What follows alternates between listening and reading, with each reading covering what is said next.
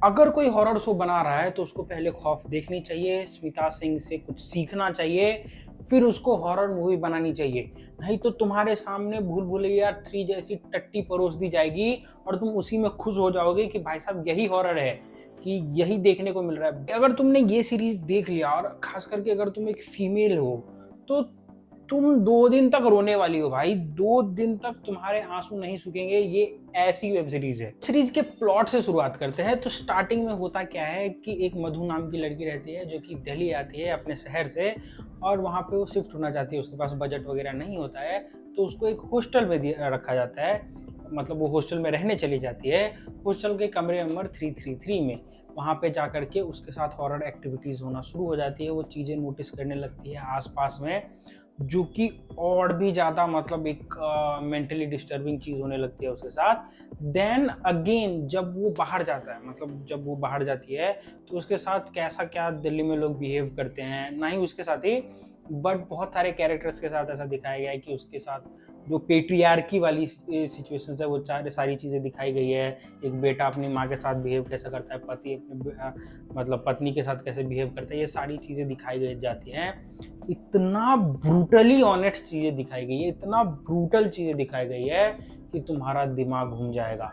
और सोने पे सुहागा है रजत कपूर का कैरेक्टर। भाई हकीम के किरदार में जो बंदा दहशत लाता है, जो दहशत लाता है। एक सीन है जहाँ पे उसका क्लिनिक दिखाया जाता है और तुम नीचे से ऊपर मतलब जाते हो।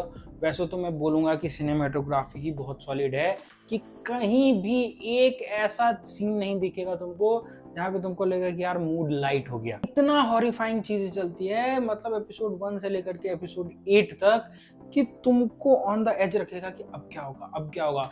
और साइकोलॉजिकल हॉरर में यही सारी चीज़ें होती है कि तुम्हारा दिमाग घूम जाएगा।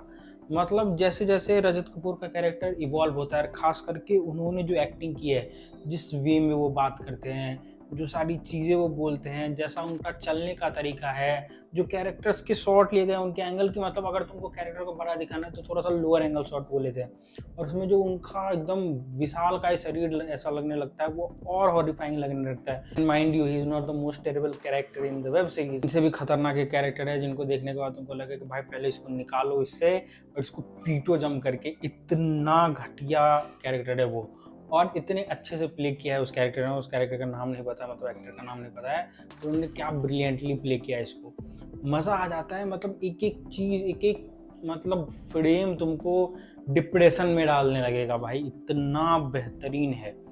मज़ा आता है। अमेजोन प्राइम पे है, इसके 8 एपिसोड्स हैं। तुम प्लीज़ जा करके देखो। तुम्हारा मतलब मैं क्या बोलूँ कि तुम कितने ज़्यादा इंटरटेन हो गए इस चीज़ से कि लास्ट कई कई मूवीज ऐसी नहीं बनी है, ऐसी हॉरर नहीं बनी है।